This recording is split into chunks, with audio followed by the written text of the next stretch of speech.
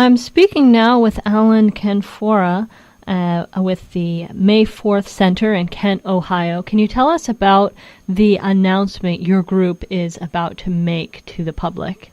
Yes, on May 1st, 2007, the Kent May 4th Center and the students of the May 4th Task Force at Kent State University, we're going to be making an announcement proving that in 1970 the Ohio National Guard was ordered to fire. There was a verbal command to shoot and kill unarmed students on May 4th, 1970. For our listeners who may not be familiar with the Kent State shootings, can you just describe what happened in 1970? Well, basically, the war in Vietnam, of course, was dragging on for years and years, and President Nixon was promising that he would end the war in Vietnam. But on April 30th, 1970, he surprised everybody by announcing that he was expanding the war from Vietnam into another country, into Cambodia. So the invasion of Cambodia sparked protests all across America, including in Kent, Ohio. The protests by the students culminated then with the shooting incident on Monday afternoon, May 4th, when the Ohio National Guard fired 67 gunshots during 13 seconds into our crowd of unarmed students. 4 students were killed and 9 were wounded, including me. Now, tell us about the new evidence that's just been uncovered in the case of the Kent State shootings. It's been a big mystery. We call it a murder mystery, and we've been investigating. And I was very shocked in recent months to discover an audio recording which clearly has the verbal command to fire. And I'll repeat the words which I discovered. At 12:24 p.m., just before the 13 seconds of gunfire, one of the commanding officers on the hilltop issued this verbal command. He shouted, "Right here, get set, point, fire."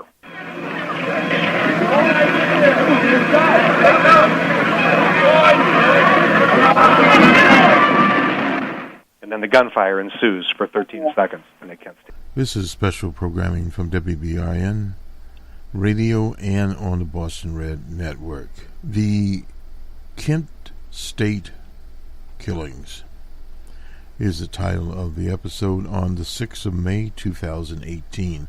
The veteran journalist Dan Ravis spoke at Kent State University in Kent, Ohio on Friday. You'll hear in the last portion of our episode Dan Ravis' remarks to the press prior to his address of that night at Kent State. And it sums up the tragedy that happened at Kent State.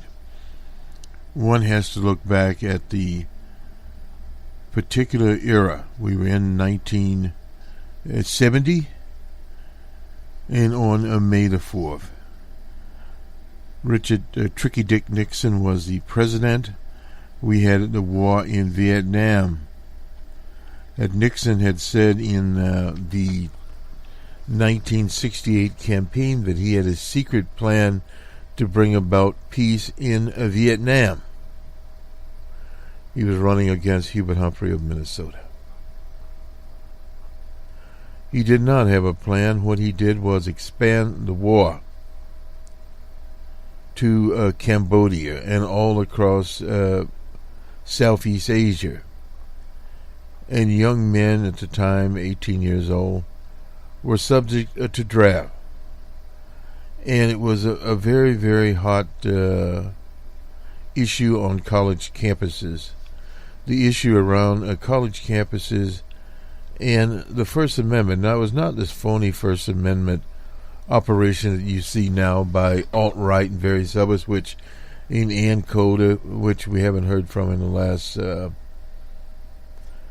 a few months, going to Berkeley and going to other places.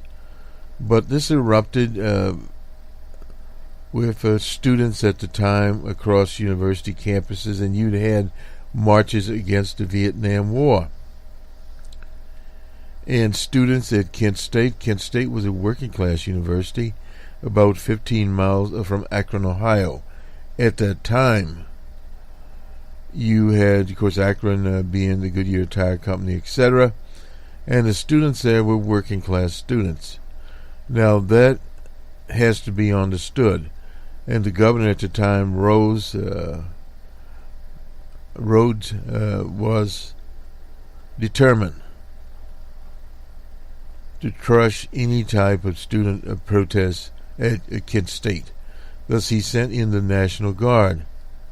And as you heard, the tape has been unearthed. That was in, I believe, 2008. They had taken it to numerous people, and of course, with the types of forensic auto equipment they have these days, you hear the order being given to shoot. Now, you have to remember that 12 soldiers turned and fired at once. And the live broadcast out there was that it was just random shooting by some National Guard types.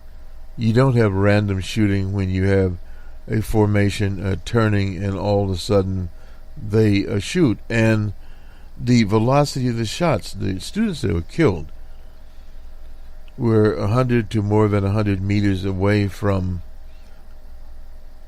the actual center of the demonstration. They were in the parking lot, many of them. Some were observing the demonstration, some were vocal, but there were about 3,000 people out there. But the core of the people were sort of on a hill, were down. Dan Rabber will explain this. And also, you heard from the evidence from the Kent organization at Kent State, a group of students, a permanent organization. They had asked at the time of President Barack Obama and in his Justice Department to open an investigation. It was never opened, but now there was a Kent State investigation prompted by the U.S. government.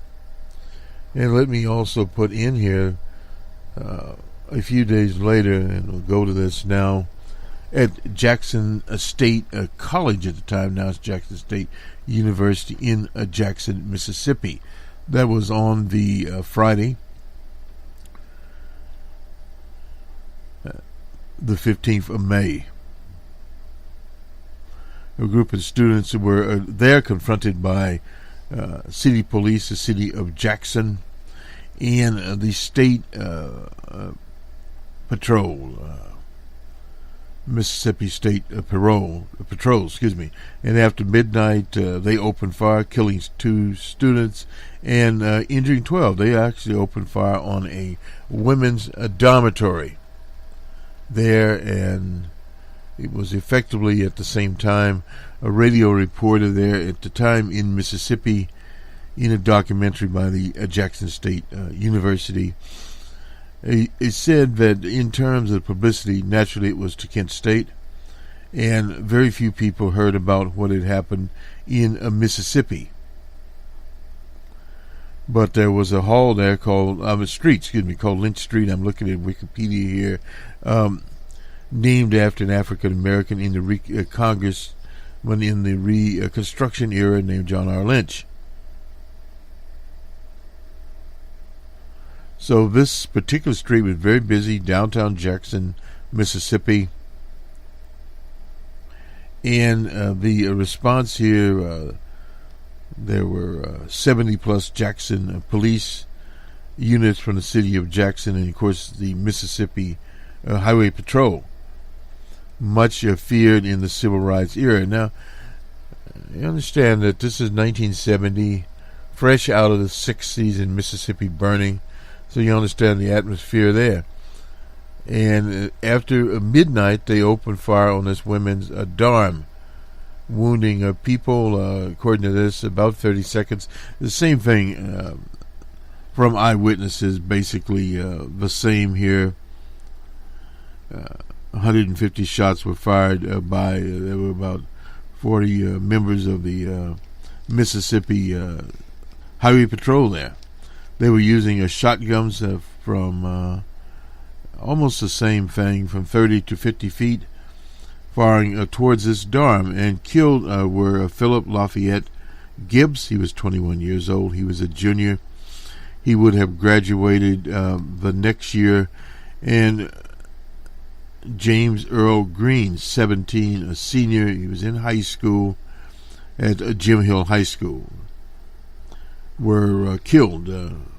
12 others were wounded. Gibbs was shot near Alexander Hall by buckshot, while Green was killed behind the police line. Now, how did this happen? In front of B.K. Roberts Hall with a shotgun.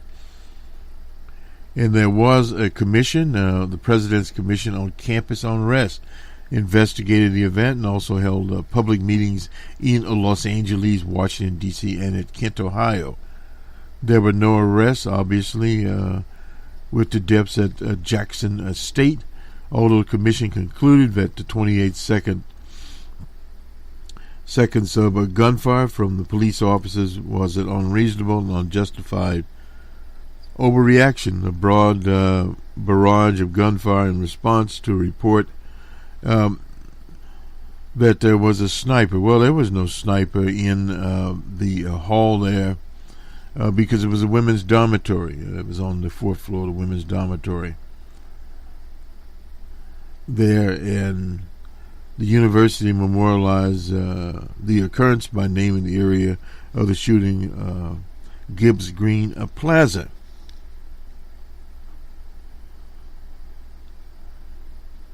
And it borders J.R. Lynch Street and links Alexander Hall to the University Green. So there's a very large monument there today. And that was one of the things that during this occurrence that did not stand out. They were, according to the TV reporter, radio/TV reporter, there were crews there from CBS and NBC. You didn't know if ABC was there or not, but it did make the national news. But again, this was 1970, and it was probably, as far as the national news, a one-day affair. But it reverberated across universities similar to Jackson State, predominantly African-American universities. Now the city of Jackson has an African-American police chief and African-American mayor, and have had several. So things have changed, at least the government there now, and also now Jackson is the capital of Mississippi. Be remembered there. But it's ironic that both of these killings were at working class universities, Kent State in Kent, Ohio, and Jackson, a predominantly African American university, working class kids in Jackson, Mississippi. So those are two of the things that brought these two events in history together. And Dan Ravigood does a very good job of talking about the shootings at Kent State and what actually happened there and what the 70s was, and of course it was the Ohio State National Guard. In his press conference, Dan Rava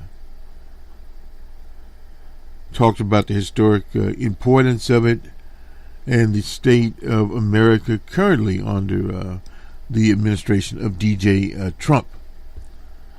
The event was at 7:30 at the Memorial Athletic Convention Center as part of a series, presidential speaker series.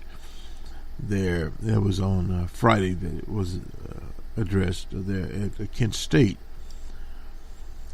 But we need to remember these things, as Dan Ravis said, so we do not repeat them. Period. And in this age that the American body politic, the public is divided, and we have now so-called fake news put out as news and trying to literally give a pack of lies the same currency as factual events. That is very, very dangerous, because you're going into Disneyland. And you look at why this is being done, because it's very, very difficult to attack the facts. For instance, climate change, global warming, whatever you want to call it. the overwhelming evidence is there. So what did they do? They came out with a business-type alternative theory to basically confuse some segments of the public. They know they're not going to sell that baloney to most people, but to a percentage of the people, they would be able to do that, and that is actually what they have accomplished through this alternative facts campaign, and to come out of the White House. That is unprecedented. We've had the right wing out there for a very, very long time, and being well financed. When you see those people, excuse me, on Facebook, on social media, on the various sites that they occupy, you immediately understand that these types of presentations are put together by organizations that have the expertise, which cost a lot of money.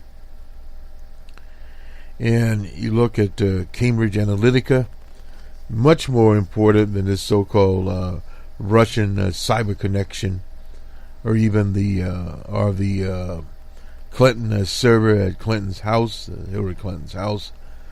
Those were all side issues in the campaign.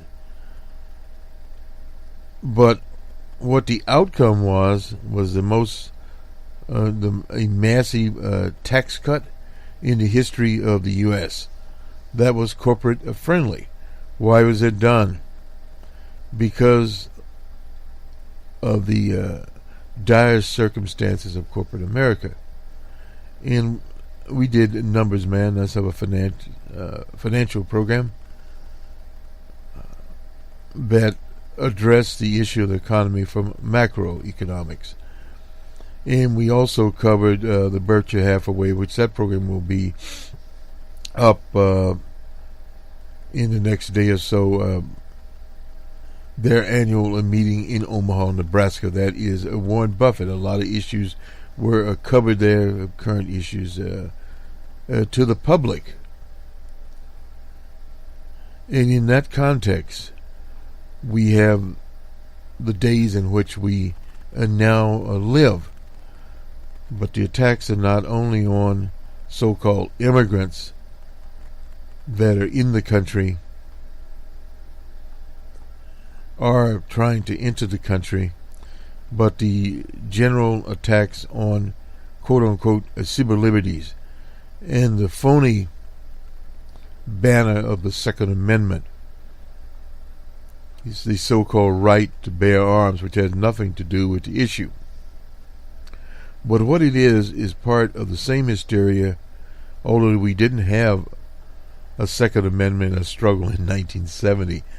That came about later in the ballgame. Came out of California when the Black Panther Party marched into the California state capitol with rifles, and that was perfectly legal in California. And then Reagan talked about so-called gun control after that. There was no talk of that in 1970. So you understand how the right formats issues and how they use the rappers. But those rappers have been used by many people. The Vietnam War that President Kennedy would have literally shut down had he not been murdered in Dallas, Texas. And that came out of Wilsonian foreign policy, a racist foreign policy. And advisors were filtered in there under I Like Ike, under President Eisenhower, and of course President Kennedy in the early 60s. But by the time Tricky Dick had got there, and he ran on a quote-unquote law and order ticket, that word had been uttered by Schicklgruber, otherwise known as Adolf Hitler, in their campaign in Germany. Which now we have one step further there. We have alt-right, Steve Bannon, Miller. Bannon's not at the White House now, but he's still in the mix. Miller is a top official, a guy named Steve Miller, in the White House. Now, these people are part of this alt-right operation that extends not only here but into Europe. It's in the Russian Federation, in some of the quote-unquote former satellites. Hungary comes to example, and the far-right fascist parties in France and in England. And those are the people that pushed the Brexit vote. So in other words, it's not happening in a vacuum. They've used this racism, the same racism they were able to use in classism in the 70s at both Kent State and at Jackson State. And this is the takeaway. And it's the takeaway today, although today is cloaked in the idea of jobs and jobs in Akron, Ohio. Most of the jobs in terms of manufacturing have left that we're seeing. And that's what we remember now. In 1970, the steel mills, auto plants, tire plants were humming. Now they are much, much smaller plants, and many of the workers are dissatisfied. And we have now the tariff program, or the appearance of it. Many of the smaller, and this is what happened to steel mills. Yes, U.S. Steel is still there, and some of the larger ones, but they employ 70% less workers than before. So this time is a different time, and also in that era, the working class were mobilized to be against the war and against the students. It was not to talk of elites. They didn't need to do that at that particular time. But it was a situation where the people that had come out of the Second War, and at that time the parents of these students, the whole idea was, as one a woman said, her father told her that they all should have been killed. And that was the general opinion in many of these working class houses until he understood that his daughter could have been killed, and he just left the room. And you can see how that sort of thing got out of hand. Today, they probably claim it was fake news, that these students were actors. Who knows? I mean, it went to a total extreme. And at that time also you had the ABC, NBCs, and CBS. You didn't have cable news in 1970. So the news was different. The newspapers were still king, so you had the Post, the Times, and various other large city newspapers. In many cities you had at that time morning and afternoon newspapers. They don't exist anymore. But that was the backdrop that you saw, and the whole nation itself started to change, particularly after Kent State. But as mentioned also in one of the video presentations, at Kent State, the students, at Jackson State, the students there were no longer capitulating to the power structure, particularly the Jackson Police and the state highway patrol, state patrol. And one of the radio journalists, a European fellow, said that was probably a surprise to them and a reaction, because they were used to the Step and Fetch It program. Now, we're not talking about Keely West. Keely West, they would have shot him too there. So a racial thing and a class antagonistic situation, but also at the same time they use the same trick that DJ Trump used to get voters, working class voters, in those areas, in particularly in Ohio. He was able to sway them and come out of that race in 2016 8 points ahead or more. And that's a very tricky situation in Ohio even today, with the Democratic Party being disorganized for many years. And if you go back to Rhodes was there in 70. He was a Republican, and you virtually had Republican governors in Ohio forever, basically speaking. Now you have had some Democrats and some progressive Democrats in the Senate and some in the Congress. Dennis Kucinich was in the Congress, and he's running for governor of Ohio in the primary. I believe comes up the 15th of May. So now we see the evidence. We'll go to Dan Raver in a minute here. We'll do the sports and take a little break here while we key up the sports. We will start with the playoffs in the National Hockey League from last night. The Penguins, our Penguins, lost to the Capitals 6-3, and the Jets and the Predators. The Jets of Winnipeg 6-2 over the Predators, and the Jets lead the series 3-2, and the Caps lead the series also 3-2. A little bit of surprise. In some corners, the Penguins were favored, at least from us.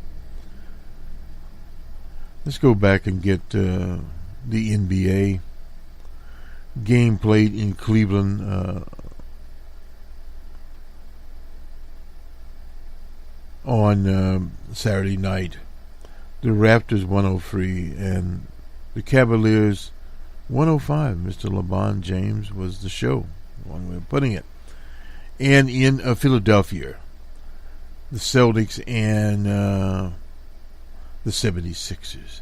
Celtics 101-98 for the 76ers. There was a meltdown that cost a critical game of 3, and now we have a situation there. The 76ers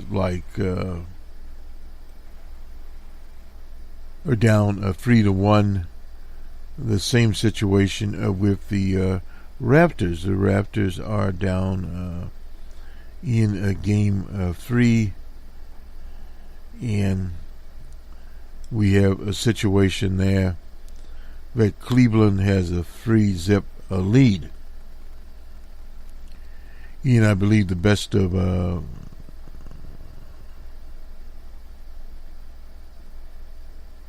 is the best of 7. Yeah. But with a 4-0 lead, that would be the end curtains for them. Not surprising, Cleveland came out as they did. It would be very surprising how if the Raptors don't at least win one game out here and not. The same, the 76ers were very, very hot, but the Celtics is just too much a game there for them. On to the NBA, in the Major League of Baseball. Cleveland was in New York. Yankees are 5-2. And in 10, a game we tuned into, the Cubs in St. Louis. The final of that game was 8-6 Cardinals. And I'll do the line score. The Cubbies had 12 hits and 1 error. The Cardinals 7 hits and no errors. Lions was the winner. Farrell was the loser. And the Phillies and the Nationals in D.C. Phillies 3-1. The Tigers and Royals in Kansas City. Tigers 3-2. Blue Jays and Rays in Florida. Rays 5-1 over Toronto. The Dodgers and Padres 7-3. That's in San Diego. 7-4. Excuse me. There, the Twins and White Sox on the south side of Chicago. Twins 8-4. The Pirates and Brewers in Milwaukee. Brewers pulled that game out 5-3. The Marlins and Reds and the Marlins shut the Reds out in Cincinnati. 6-0. The Rockies and Mets in New York. It was all Rockies. Rockies have been winning quite a few games lately. 2-0. And the Giants and Atlanta. It was Giants 11-2. The Giants are kind of getting back into some winning ways here. The Red Sox in Texas. 6-5 was the score. Red Sox over the Rangers. And the Astros and D-backs in Arizona. D-backs also winning. 4-3. Yeah, 4-3 was the score. D-backs over the Astros. And in 12, a lot of extra inning games early in the season. The Athletics just shut out the Orioles. The Orioles, of course, have been losing many, many games this early season. That was in 12. 2-0. And in 11, a game we took. It was a very good game. But Seattle finally pulled out. But Seattle and the Angels in Seattle, 9-8 was the score. And the line score here, the Angels had 17 hits and 2 errors, and Seattle 15 hits and 2 errors. It was a wild game, no doubt about that. Goodell was the winner, and Mr. Johnson the loser. So that is sport, and some of those series will extend into today, like the Seattle series, the Cubs series. Very hot there in St. Louis, always hot, whether or not it's in Wrigley Field or not. Nonetheless, have a good weekend, everyone. And remember Kent State and Jackson State murders.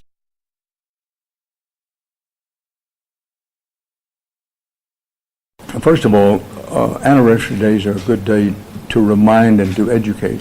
I mentioned earlier there are a lot of young people, and particularly very young people, who have no idea what Kent State, what we're talking about. We talk about the horror of Kent State.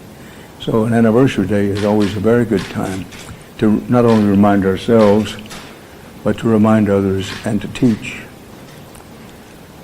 So that's one thing. The second thing, and I really feel strongly about this, is not to forget those families who suffered the most during the time, those who lost loved ones and others who were injured. But, it's oft-quoted and perhaps quoted too often that those who don't know or don't remember history are destined to forget it and to make the same mistakes over and over again.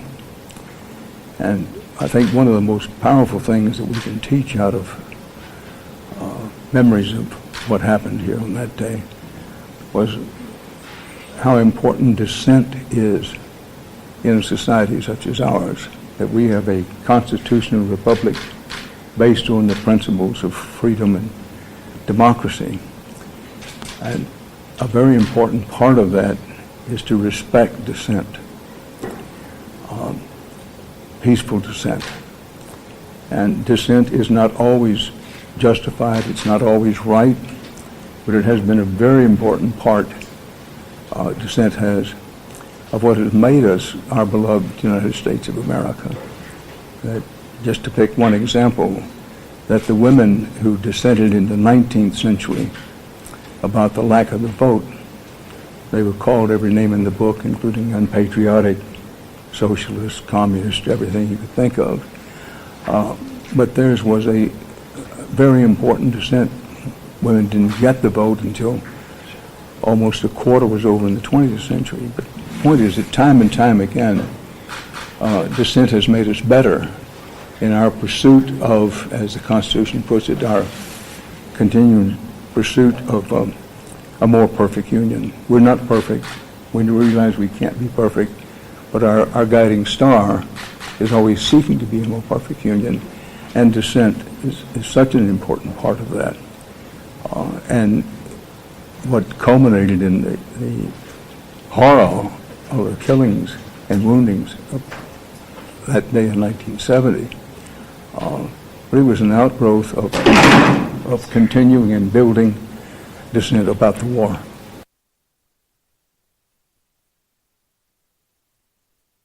It is, and I'll be candid with you as I try to be. I thought it was made into a landmark a long time ago. And when I read this, I was very surprised that I just assumed that it had been made a landmark many, many years ago. Certainly deserving of it, particularly because, by making something a national landmark, it calls attention to it, and in so doing calls attention to the lessons that we can take from it, as I described in the previous answer.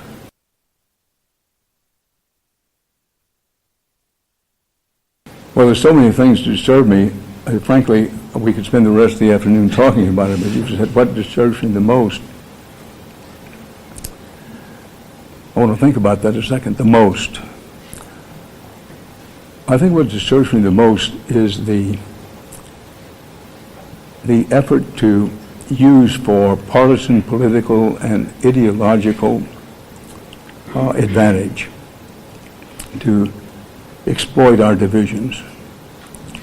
Not only divisions about race, but including divisions about race. That there are very powerful forces in the country, including some among the most powerful forces in the country, who, it's very obvious, it's not a matter of opinion by any reasonable analysis, are seeking to exacerbate these divisions which are real and exist among us for their own partisan, political, and or ideological advantage. And part of the method that's being used is to move us as a people, as a society, into a post-truth political era where the truth doesn't matter and that there are such things as, quote, alternative facts. I don't think we have moved there, but you asked me what concerns me, is the effort to move us there, to say, well, the truth doesn't matter. It doesn't matter. A lie is a lie, and everybody lies at one time or another. Put that in quotation marks, if you will.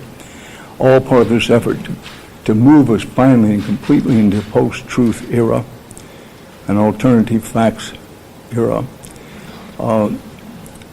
And what the continuing, the relentless effort to do that, and the success that those who seek to do it have had so far, if it isn't what concerns me most, it's pretty high up there.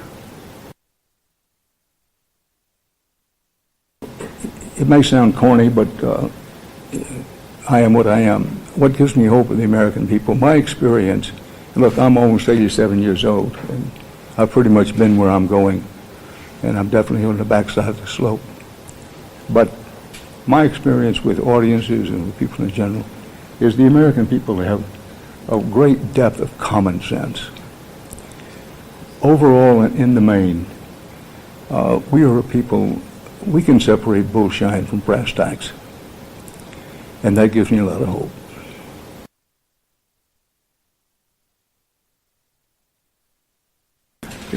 Obviously, media, the dissemination of information, misinformation, propaganda, everything has changed greatly. What hasn't changed?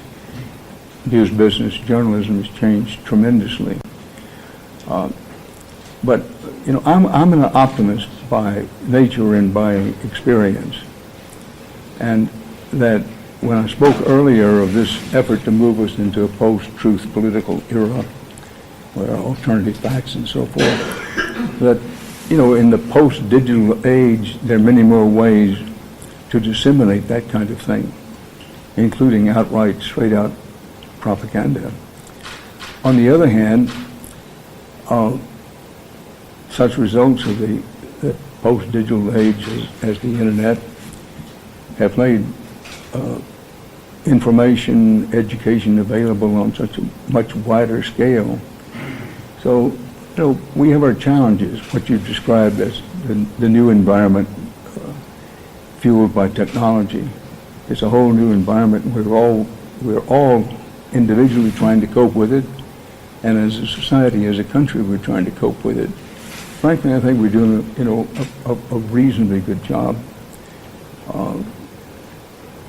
That I do worry some about the what I would call the silo effect, which is to say increasing numbers of people, they simply want to hear and see and read what they already believe. It's sort of a dressed up version of don't bother me with the facts, I already have my mind made up. And that's dangerous. But there's so many positives to the new technological environment, including the new technology-fueled information environment, that overall in the main I remain optimistic.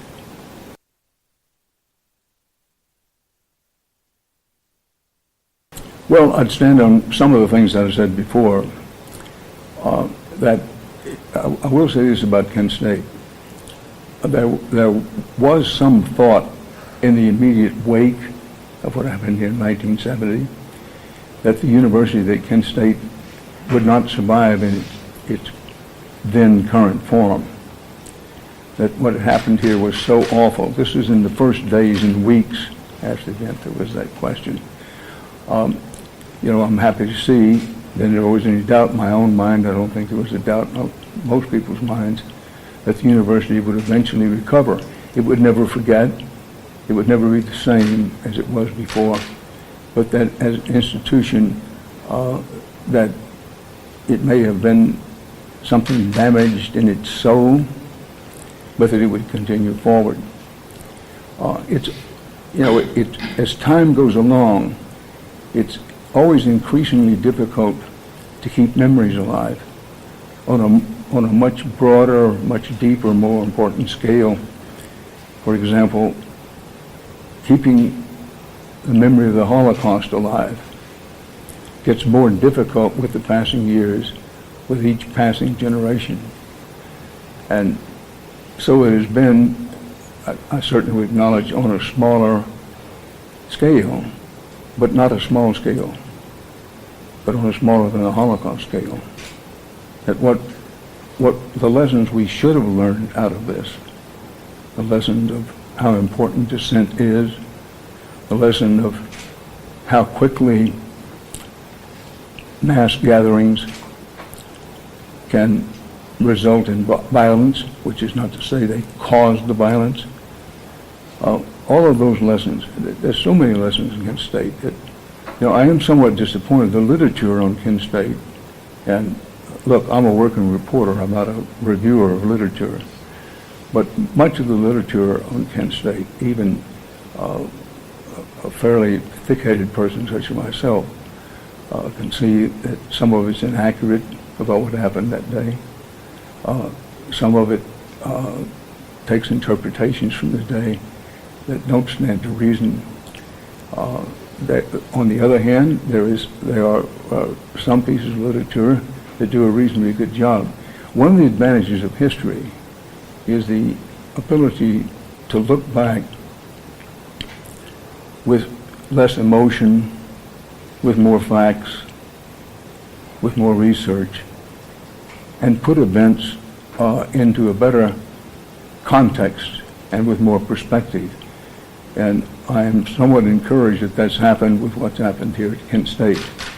That as the years go by, while on the one hand we have to guard against so many people saying, Kent State, what was that? Or it was a long time ago, I don't want to think about it.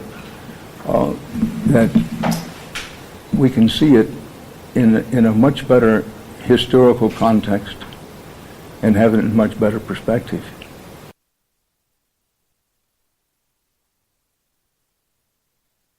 I'm not sure I know the answer to that. That much would stand. But one way we keep from normalizing it is keep reminding ourselves this is not normal. It's one of the more important phrases for, in general, what's happening in the country today. This is not normal. We are better than this, and we know it. And that applies to school shootings. That there is some danger, and I think your question's not only a valid one, but an important one, to, speaking of context and perspective, put into context and to have some perspective that school shootings, while they occasionally happen elsewhere, in other countries and other places around the world. Nothing to compare with the frequency that they have in this country. So one of the ways we keep from normalizing it is remind ourselves this is not normal. This doesn't happen everywhere. The fact is, it happens almost nowhere with the frequency that it happens here. And it, I think it speaks not well for us as a country and as a society, that we aren't taking some at least common sense first steps to reducing gun violence, and particularly gun violence in schools.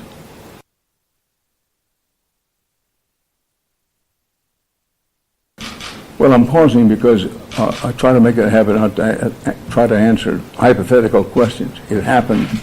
We have to deal with it. I think there's a real possibility, and this is just my own opinion, and I'm trying very hard to answer your question, that the war may have lasted longer.